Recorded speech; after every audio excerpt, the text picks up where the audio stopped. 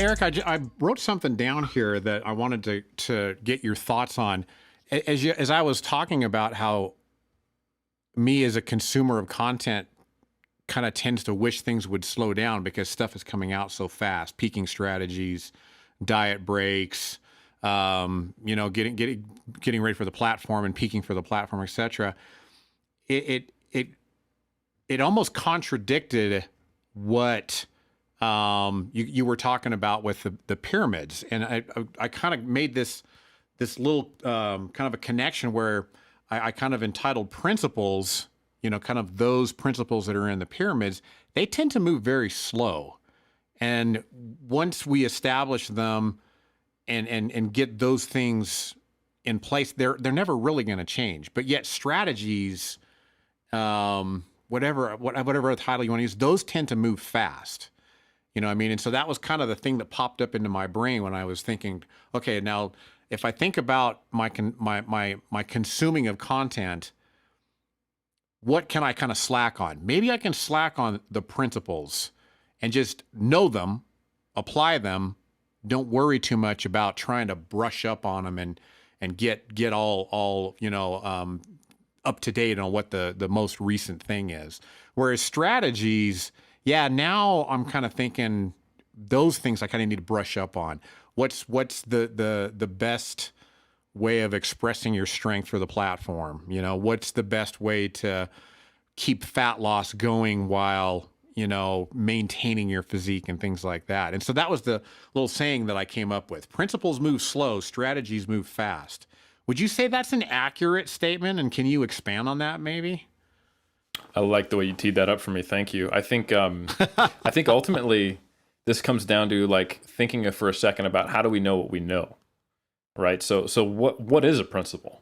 If we establish that, using the framework of the pyramids, like that probably the rates of weight loss, weight gain, appropriate macronutrient intakes, the roles of the macronutrients, and progressive overload, volume, intensity, and frequency that they haven't shifted since the few speculative articles in the 80s that would give some guidance till now, and they really haven't if you actually look at the stuff that was published. Why is that?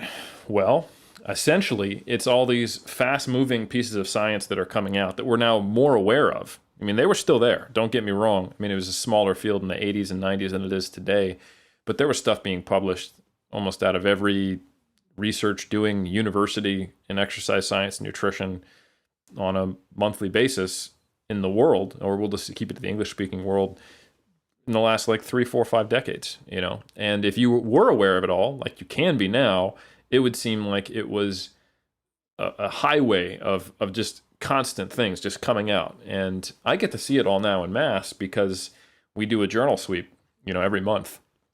We have hundreds of journals publishing more than 1,000 articles, and that's not everything. That's stuff that's applicable to strength and physique sport. So yeah, if you were to look at all of it going out there, it is crazy.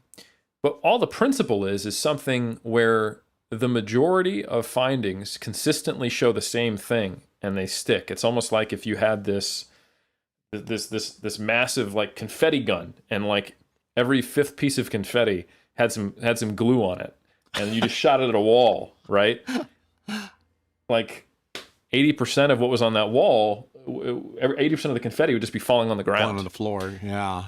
And focusing on that confetti makes it seem like it's a tremendous amount. And what sticks on the wall, eventually that becomes principle, right?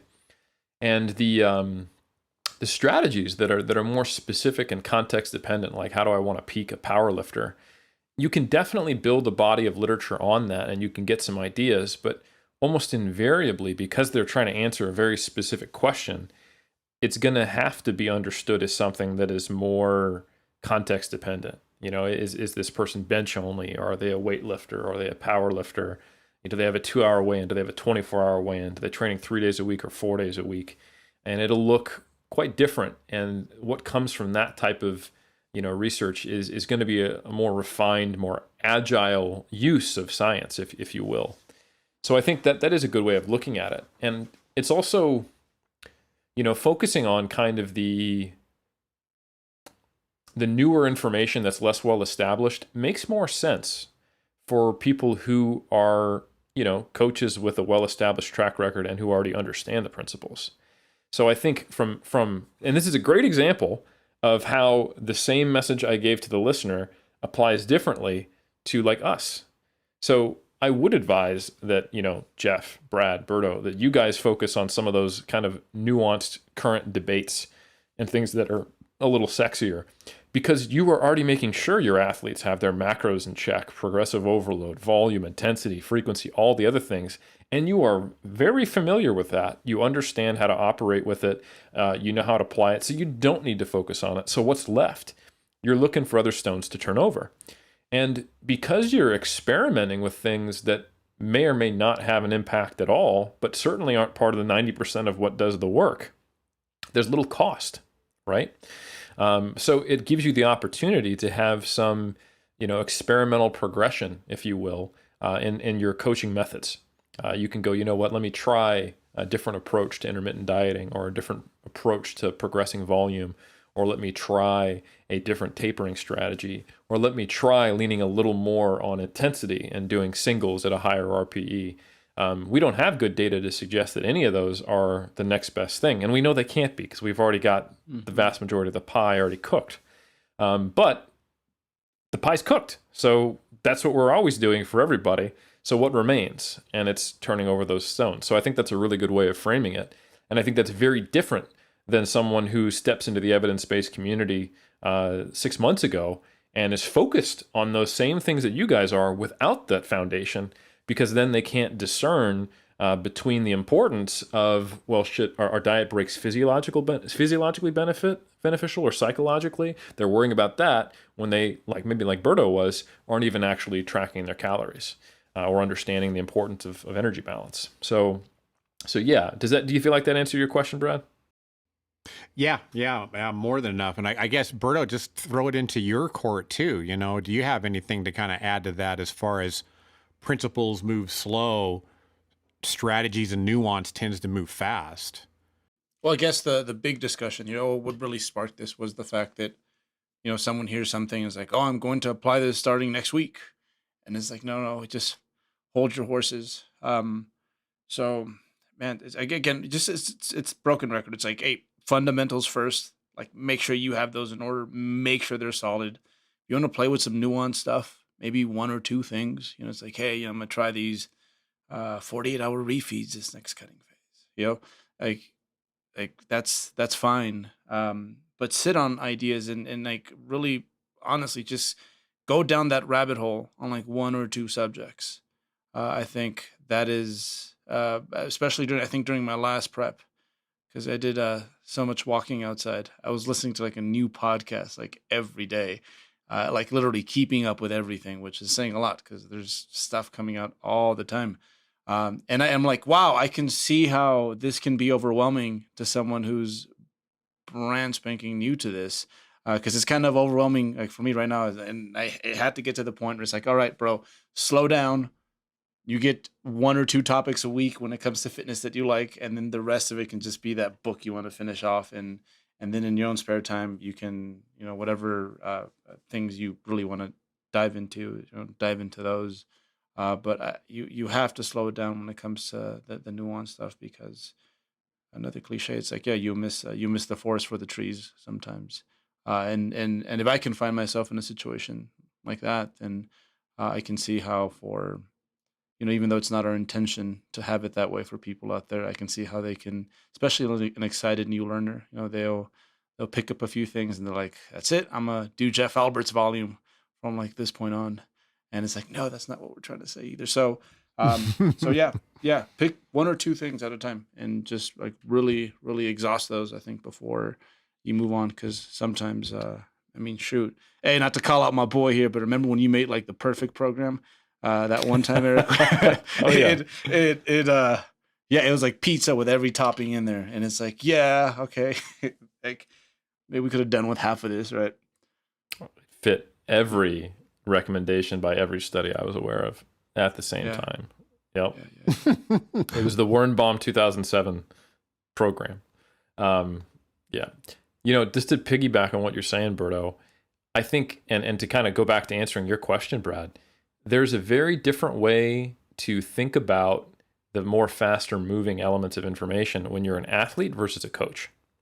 So it really behooves you, Brad, and you, Berto, and myself, and Jeff, to be aware of all the various methods and strategies that are out there and that are being discussed, because they're potential tools in our tool belt for situations that we may run into that we can't even predict. You know, I mean, I would say you guys are probably getting surprised less often by strange situations or quirks, physiological or psychological or socially of your clients, but it damn sure still happens, you know? And it's not like any of us predicted we'd be training people in the middle of a global pandemic, you know, more than a year ago. And we've had to adapt new tools to that situation. But so I think there does need to be some kind of this ongoing maintenance work of continuing education, staying up to date as a coach, so that you still have a tool belt that is broad enough to fit your clientele. But I think that's very different than what I see in many of the neurotic athletes out there who stay up to date with everything from a fear of missing out. You know, they feel like if they don't stay up with the latest episode of X, Y, and Z podcast, research review, blog post, or whatever, that they're not going to get the best gains because everyone's talking about insert current conversation in the evidence-based community. Yeah. And I think this is somewhat at the heart of what kind of led us here, is that, you know, if there was no problem for you, I'm speaking to an athlete, everything was going well, all of your T's were crossed, all your I's were dotted, and you listened to a podcast, and all of a sudden you felt a sense of urgency and the need to change something, that doesn't really make sense. Not to say that it can't be better and the grass might not be green on the other side, but certainly if everything's working, a podcast doesn't change that reality all of a sudden, and you can think like, actually, I wasn't gaining strength, I was losing it, and my arm wasn't getting bigger, that's all just fat. It's rewriting history by learning that I didn't do this thing on this podcast. That I think you want to avoid. And I think a lot of people are motivated from a sense of fear or missing out, like I said, that little bit of FOMO, and that's what motivates them to stay up on top of this. And if I could turn that on its head and ask anyone who can identify that element in themselves to have a different perspective, if I was to frame it differently, coaches need to be aware of these things for the prospective problems that they can't even know that they're going to have. But you as an individual, it probably makes more sense to focus on the fundamentals and then pay attention to strategies and the things that are being discussed as a solution in a more reactionary sense. Like, if things are going great, awesome. Why do you need to listen to this new podcast about progressions or breaking plateaus, or how do you adhere to your fat loss diet if it's going great for you and you've had no problem with adherence? However, if you find yourself stuck or mired in one of these problems, that's when it's time to maybe, okay, let me go see what's out there. How are other people solving this problem? But I can't tell you how many times people end up creating problems rather than solving them by looking for solutions that they don't even need, because nothing is actually wrong.